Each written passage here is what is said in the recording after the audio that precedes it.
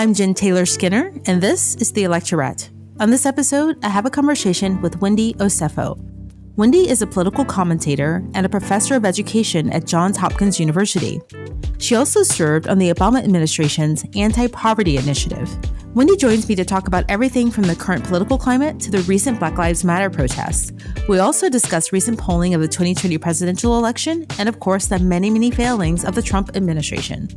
So, without further ado, here is my conversation with Wendy Osefo. Wendy Osefo, welcome to the podcast. Thank you for having me. So I really want to talk to you about this moment in history because I saw a tweet the other day that really got my attention. I think it was from Congresswoman Ayanna Pressley, and she said that the civil rights movement didn't end. It didn't end, and that we're living it right now. It's ongoing. And I think that that's pretty, accurate. What's happening in the streets with the Black Lives Matter protests. What do you think this moment actually means? I think this moment right now is a defining moment in our country and in our nation.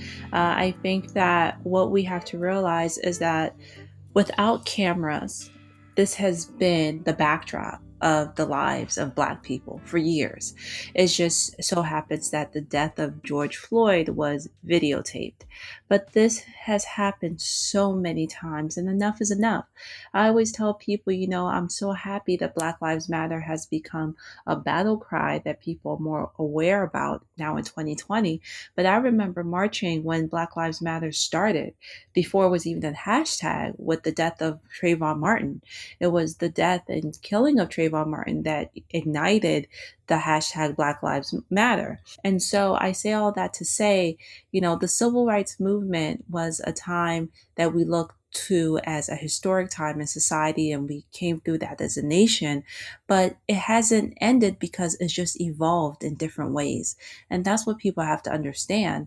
And I'm just so excited to see different faces, different races, different ethnic backgrounds really fighting now, because it's going to take our nation to come together as one in order for us to end systemic racism. No, you're absolutely right. It has evolved, right? That's the perfect word for it. And when I think about, what you just said, marching when Trayvon Martin was murdered, the movement, was kind of in its infancy. But what I think is really interesting now is the reaction from conservatives. Now that people are marching around the world for Black Lives Matter, their reactions are really extreme, right? I mean, it's like you've splashed holy water on them. Like, what do you think that they think Black Lives Matter actually means? Like, what does it mean to them? You hear people saying, like, not in my town. You're not going to bring Black Lives Matter into my town. Mm-hmm. Yeah, I think it's really interesting. And the way I answer this question may actually be controversial. I think that they are very clear what Black Lives Matter means. I think they are very clear what Black Lives Matter stands for, but they don't want to accept what Black Lives Matter means, because if they do, that means that they are accepting that this country is inherently racist. And that's the truth. And that's the uncomfortable truth. We are saying Black Lives Matter because Black lives are the ones that are under attack. We're saying Black Lives Matter because the statistics show that Black and brown children in schools are treated differently. That's why we're saying Black Lives Matter. But you see, it's not just Black Lives Matter. It's Black Lives Matter because Black lives have been treated as less than for so many years in this country. So I think that conservatives are fully aware of what this means. I think there is willful ignorance for them to say, no, Black lives, we're not going to accept that. It's not the hashtag that's the issue, it's the premise of the hashtag that's an issue. And I think that when we are having these conversations with people, these are people who are elected Congress people. They're pretty smart, they're pretty erudite in nature. And so, these are the same individuals who say, because they're conservatives, that a baby's life matters at the beginning of gestation. You don't have to come out of the womb for your life to matter, but as soon as you're created, your life matters, and therefore they're against abortion. So if they're able to understand that a baby's life matters at the beginning of creation, then I'm pretty sure that they're competent enough to understand that Black lives matter because Black lives are the ones under attack. No, you are absolutely right. That's not controversial at all. I mean, that's actually the conclusion that, I've come to. And it's not complicated, right? Like you said, these are not unintelligent people, it's a really simple concept. Like our lives, Black lives, do actually matter. And the fact that they try to conflate it with or have the debate around like, well, no, it's all lives. And, they actually understand what it means. And I think it's really naive for people to think that anyone who's aligned with conservatives or the Republican Party at this moment, at this juncture in our political history, is not doing so because of racism, because of what they're doing to Black and brown people in this country. I mean, that would be naive. Absolutely. I agree. What we're seeing happening is the same thing we're seeing happening with, mask when it comes to COVID-19, is this level of politicizing a movement or politicizing a mask, right? Like if you wear a mask, you must be on the left because, people who are conservative don't think that masks should be required. Same thing with Black Lives Matter. We're politicizing a social issue instead of coming and rallying around as human beings and saying, you know what, this is wrong. The way certain people are treated are wrong, and we have to eradicate that from our country. If we're going to be the greatest nation in the world, then we have to make sure that everyone who's part of this nation is treated fairly. So it's just constant politicizing of issues within our country that is really hindering us. Yeah, no, you're absolutely right. I was thinking about this is one of those issues that should not be politicized, again, like the masks, but just saying that an entire group of people within our country, I'm going to align with a party who thinks that their lives don't matter, right? Right. One of the other things that muddies the water, and I don't really want to pick on anyone in particular, but, when people who have rather large platforms, say confusing things like if you align yourselves with the Black Lives Matter movement, that will lead to Black supremacy. Interesting. Do you know what I'm talking about? Yeah, I've heard of that, and that's really interesting. There's no such thing as Black supremacy. And if you align yourself with the Black Lives Matter movement, if you think that'll lead to Black supremacy, are they inherently saying that right now our nation is being led by white supremacy? And so, sometimes these people are a walking contradiction, and the things that they say inherently allude to why there are issues in our country. Black people are not looking to be better than anyone. We are just looking to have equity, and we're looking to have the ability to enjoy this country and this land to the same extent that other people are. That's all we're asking for. You've got, and then we have little ones there. I have little ones here too. Oh my gosh. Who are you telling? So I have turned into a camp counselor as well as a mom, as well as a short order cook, just trying to balance it all. And that includes my little ones who have turned my house into a camp. So they're screaming. Even as big as this house is, I can still hear them. Mine too. But well, so another thing that's really worrying, I think, and just depends on, how optimistic you are, or how pessimistic you are, the recent polls, right? So in the 2020 presidential race, Biden has been ahead in most of them, and even Texas, I think, is being considered as a toss-up now, right? Mm-hmm. But there's this poll that came out. I think it was from The Economist. It was some recent poll that came out. And everyone was talking about, like, oh, look how far Biden is ahead. But when it broke it down by race, and I found that really disheartening because, just under half of white voters were still in favor of Trump, and I just think like at this moment, and forgive me for repeating myself, it's just like at this moment, there is no other reason to align yourself with Trump or with conservatives because he's racist. He's running on racism. And that is literally the only thing he's been consistent on. That's the only thing he's competent at. It's the only thing he's good at, right? And so that's the only reason at this point that you would vote for Trump. Absolutely. And it's interesting because that's the only reason that Trump got elected. I remember I wrote a piece. It was the night that the election results were coming out in 2016. And my piece, when I was done writing it, I was like, what am I going to name this article? And I was like, well, I'll just name it how I feel. And I said, Trump did not win. Hatred did. That was what won the 2016 election, was people's inherent hatred towards a certain group of people and their inherent belief that this person would be able to upholster their beliefs and their ideologies, period. And that's what we continue to see today. There is nothing that Trump has done that would warrant someone to say, no, no, no, but I'm voting for him because of the economy. The economy sucks. The economy is done, right? Like, it's done. Like, it's over. Like, every win he has had since his presidency has been rolled back with all of the losses that have happened within the last 6 months. So it's done. So what's your excuse now?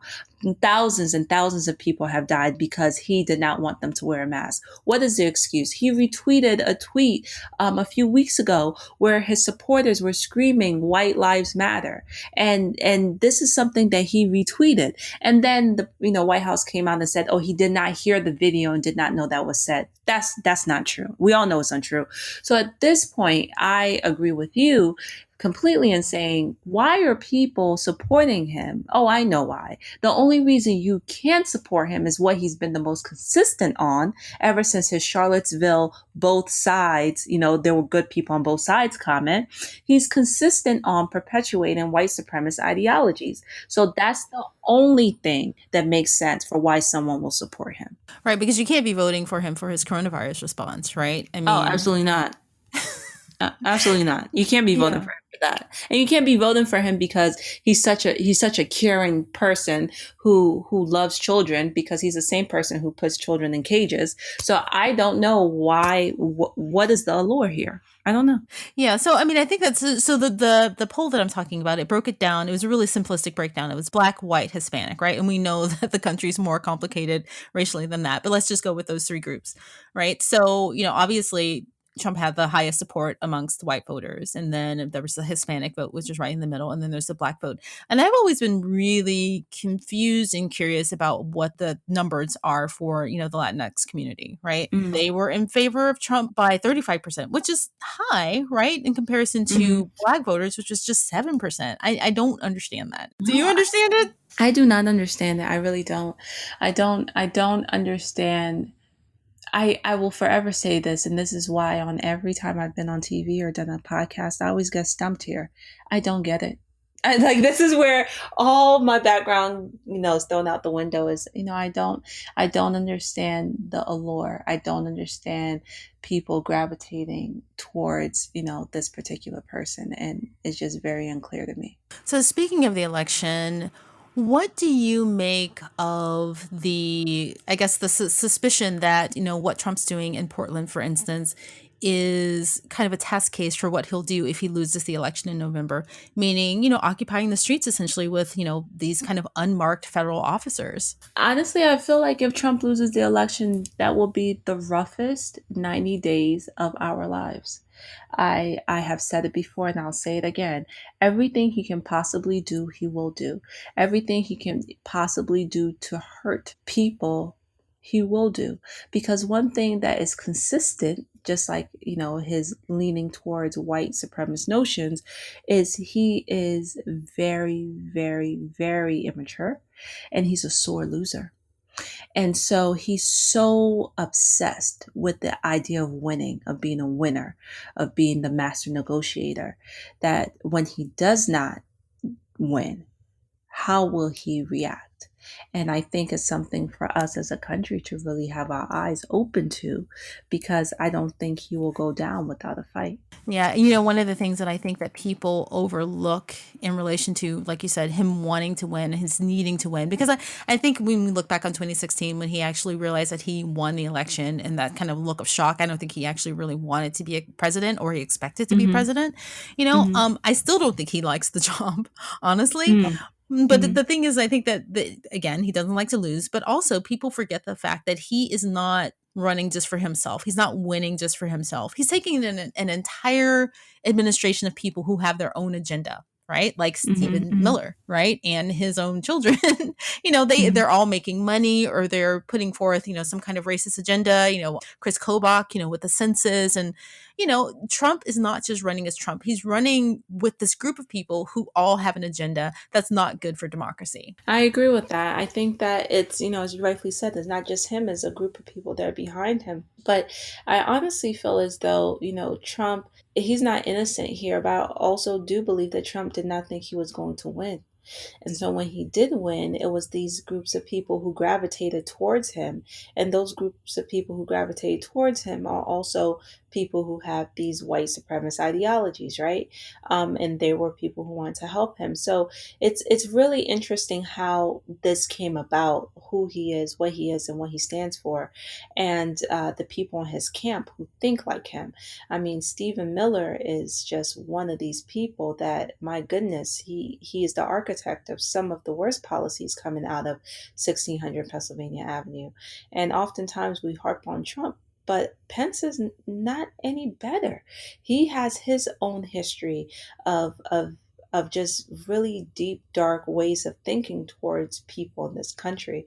So it's really a carpool, a circus of clowns, and Trump is just a ringleader. I love that. A carpool, a circus of clowns. That's perfect. Yeah, but I'm thinking about one of the most recent executive orders, and it was the one where to not count people who aren't citizens in the census, which is unconstitutional. I mean, it's clearly unconstitutional, right?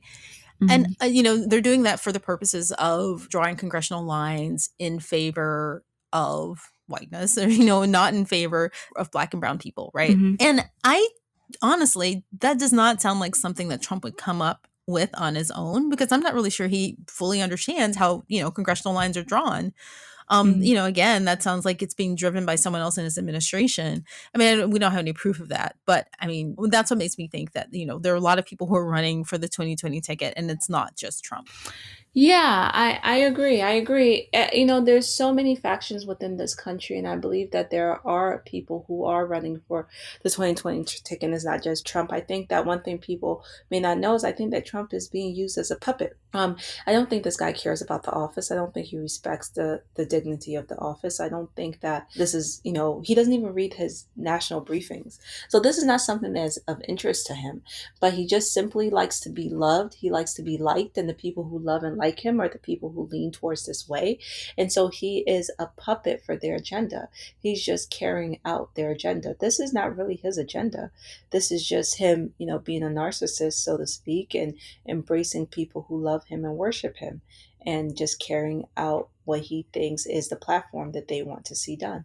So no one really has the answer to this, but I'm just curious about what your opinion is, because we don't actually know until it actually happens. So I'm talking about the 2020 election and the Russian interference and the voter suppression.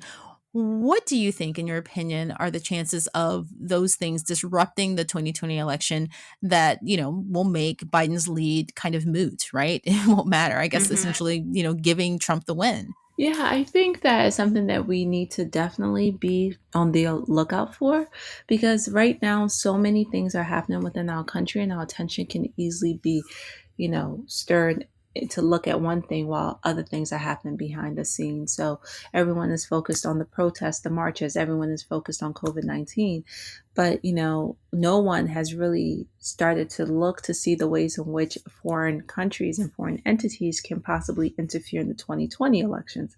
So that is definitely a big concern that I have been talking about that since 2016, is the big shiny object of, this is how the Russians interfered. Yes, but that election is done. How do we ensure that they don't interfere again? And I would love to hear what policies are coming out to ensure that that doesn't happen again. Yeah, there are a lot of things that are worrying. I mean, the fact that we don't really have a solution to these kind of unmarked agents or officers, whatever they are, going into cities, and Trump, trying to deploy them to other cities like Detroit and Chicago.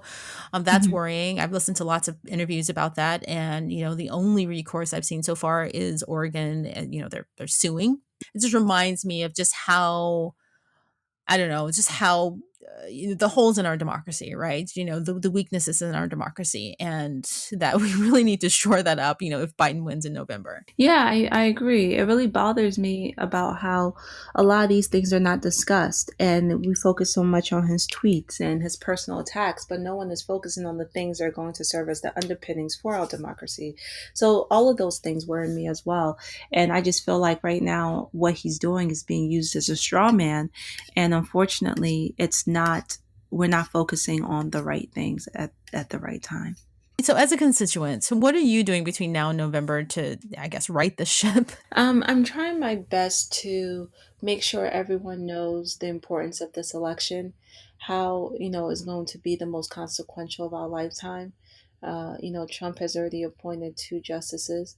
And, we have people on the Supreme Court who are rather old, and that's just the truth of the matter. And, it's not just about the national elections, it's also about local elections.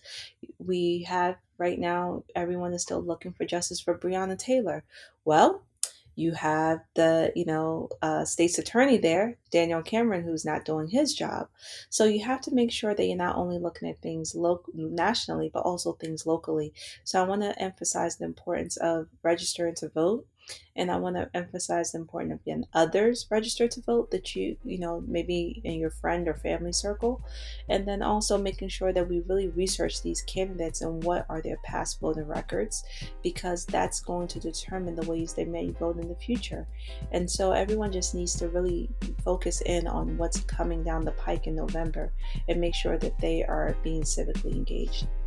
Well, Wendy Osefo, thank you so much for joining me today. And I'll look for you you're going to be on the latest Housewives, right? Yes. So I am joining the Real Housewives of Potomac. I will be starting season 5 with the ladies. The show airs August 2nd at 9 p.m. on Bravo TV. I'm super excited to be joining the Housewives. I'm super excited for people to be able to see the other side of me besides this political that I am.